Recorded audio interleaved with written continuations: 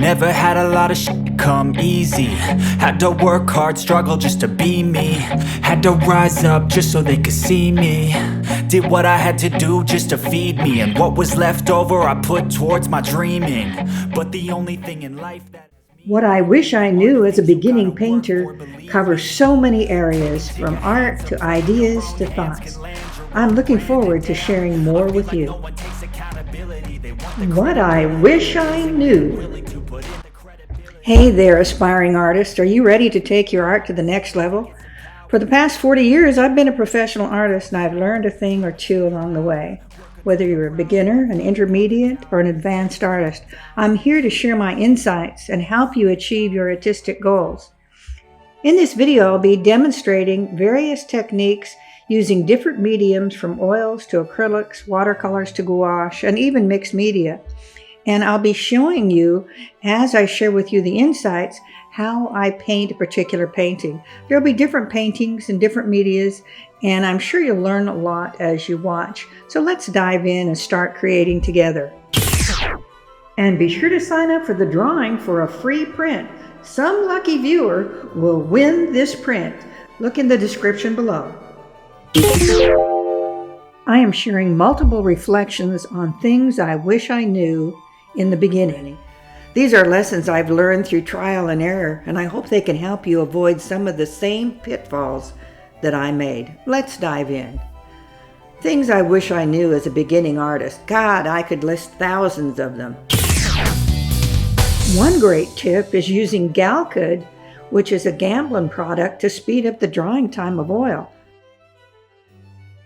I also want to share with you life lessons in life I've learned that are so important. This is Cheryl Johnson, and I'm an artist, and I decided I'm going to start doing a new thing, a new creative thing, and talk to you in little snippets about art. And I'm outside in my home in North Carolina. It's a beautiful day, and I wanted to say thank you because I'm grateful for you, all the people that subscribe and come to my Instagram and Facebook and YouTubes, and I really appreciate all the support and on the Art Lessons Now site and all the things that I've tried to do to create this year to share with you. I want to share with you a little bit about the importance of being just spontaneous in creating. I wanted to show you a painting. This one happens to be a painting that's one of my favorite. It's actually for sale out there. You'll find shades of pink and ebony on my website and also out on my Shopify site, or you can buy it on Saatchi. I love this painting. Now, what is it I love about it? Well, let me talk to you about it. This is actually from my series of Secret Forest. I use palette knife, and this one happens to be in oil, and it's just a lot of creative colors, and I love color.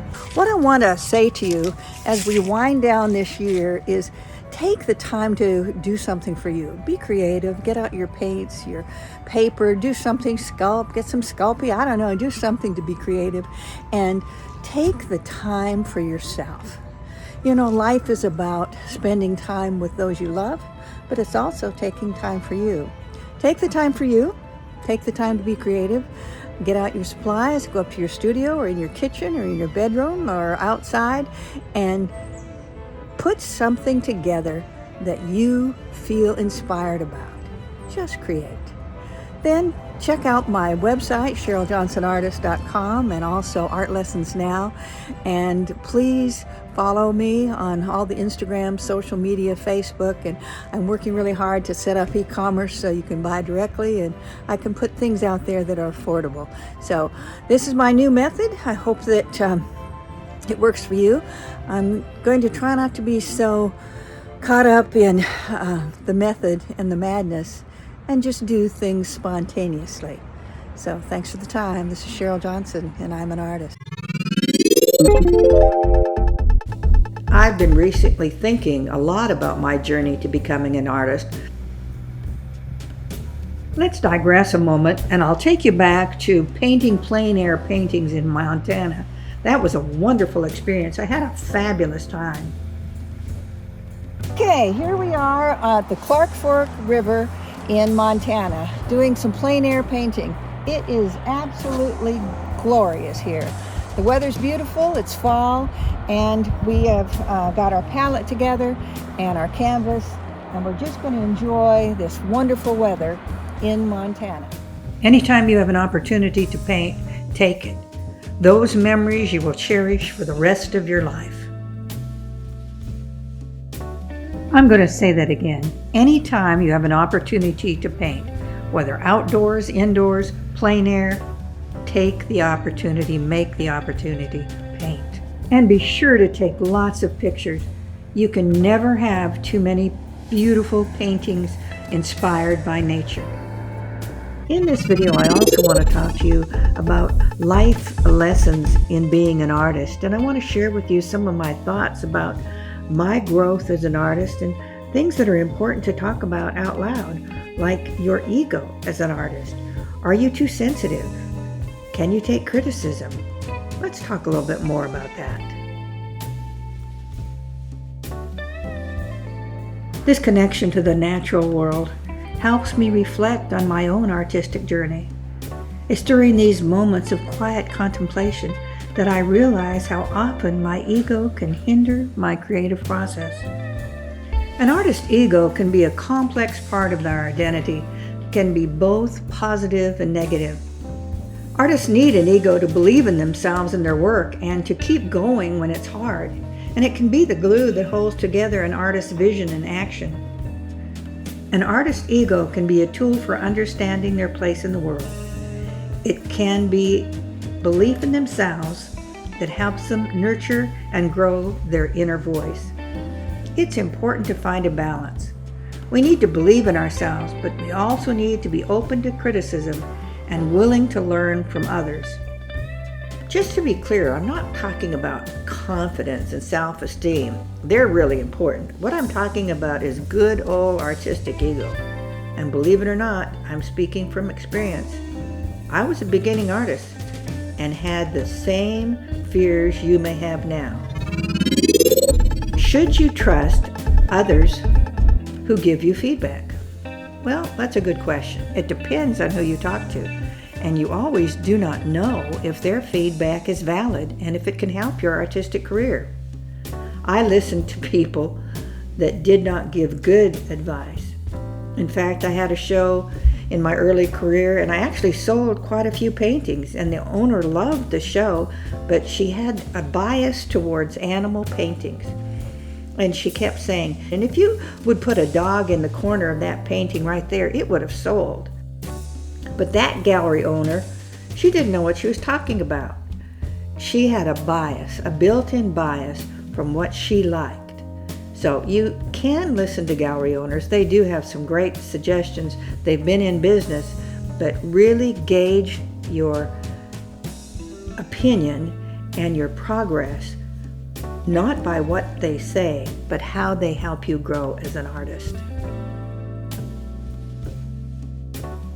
Stop waiting for the right time, because the time will never be just right. It is one of those little lies we all constantly tell ourselves to justify why we don't just organizing an exhibition, building a website, starting a podcast, writing a book, starting a YouTube channel, you name it. If I waited till I could properly paint anything, I could wait the rest of my life. I'm always going to learn. I'm always going to improve.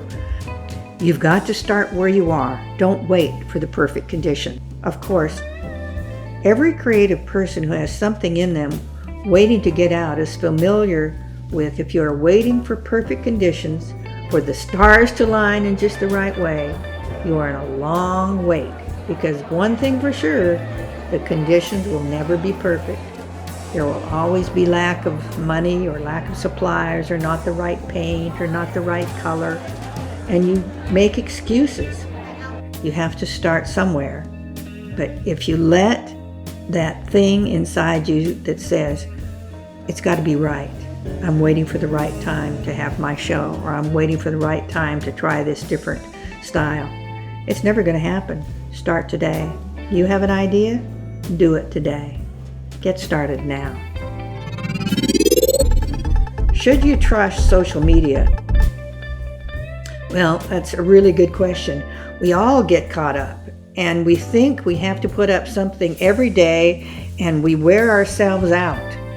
We think, oh, shoot, I forgot to put up that Instagram, or I didn't post on Facebook, or what about TikTok? Social media is great, but be careful. It's harder than ever. It allures and draws us in, and we keep looking for likes and clicks and validation. No, you should not solely rely on social media and its algorithm to determine if you're a good artist. It is not a reliable measure of artistic quality. I'm talking quality. You should not base your artistic self-worth on social media. Social media can favor trends, and even it's not technically proficient because it doesn't really know what good art is. The AI doesn't really have a heart or a soul. When a person likes or comments, that sends the algorithm into thinking that's really important. Causes you to start counting likes and comments. We need likes and comments. Yeah, and I would really like for you to subscribe and comment on mine, because we have to have that in order for the tool to accept us and want us to do more, because it's really based on ad revenue. Because if we're monetizing our site, people have to watch it in order for them to be able to place ads on it. I know that's an odd thing to say, but I want my art out there and I want my lessons out there, and I would like to make some money with it, and I would like to use social media and YouTube to monetize, and I'll talk about that more in an upcoming session. But don't get in the social media trap. Don't compare yourself to other artists based by the number of likes or comments that you have. It'll hurt your feelings, hurt your heart, and make you stop being a productive artist. The most important piece of advice I wish I had known as a beginning artist is to become a universal painter. Yes, I am encouraging you today to be a jack of all trades. Try everything. Try it once. If you like it, try it again. If I could go back in time, that's the one thing I'd change. When I started my art career, I was obsessed with realism. I poured all my energy into mastering that single style. As artists, we're just like everyone else. We're not special or superior. Well, kind of sometimes we are. Creating art doesn't make us better or worse than anyone. It's important to have confidence in your work, but it's really equally important to stay humble and try to learn from others. A humble artist is open to learning and growing. It keeps us hungry for new experiences and challenges. And this mindset contributes to being happier and having a more fulfilling life. Oh, it was wonderful, and I learned a lot. But eventually I realized the value of being skilled in multiple areas is really important. So why is being a jack of all trades beneficial? If you develop a diverse or a broader skill set, it allows you to approach problems from different angles, and it leads you to be more creative. Learn from others and attend any painting event you can. It'll be worth it. We attended a wonderful painting workshop hosted by Patriot Art Foundation with Mary White and Stan Miller as the guest speakers. This was founded by Mary White, and she's a wonderful watercolor painter, so I encourage you to learn from others. I live in Charlotte, North Carolina, and we traveled to Charleston, actually to Mount Pleasant, to the Yorktown. My nephew Jim is a Marine, and we thought it'd be wonderful to take an art class on the Yorktown. It was a fabulous event. So anytime you have an opportunity to attend a class by a really good artist, do so. You won't regret it. I loved the class, and I really appreciated the entire experience, so you're never too young, too old to learn.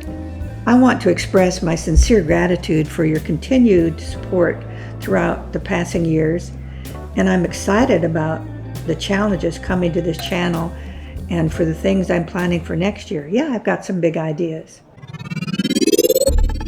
Congratulations, you stuck right to the end, and I'm so appreciative. If you like what you've seen, please subscribe and leave comments. And if you want to learn more, consider joining me as a patron, and I'll leave some link below.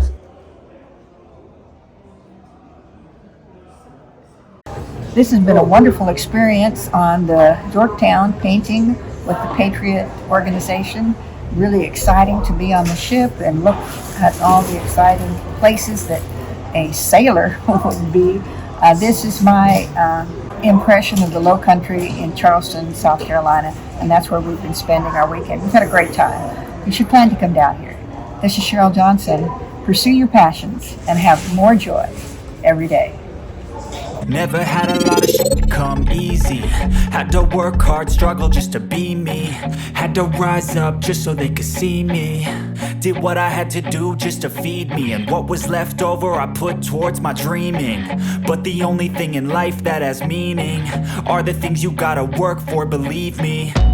Take into your hands a plan, your own hands can land your own brand. And damn, I feel like no one takes accountability. They want the credibility, convincingly unwilling to put in the hours it takes to get some power. Don't be f***ing sour, take a cold shower. Scream until you're louder, work until you're prouder. And f*** all the doubters, they're just your downers.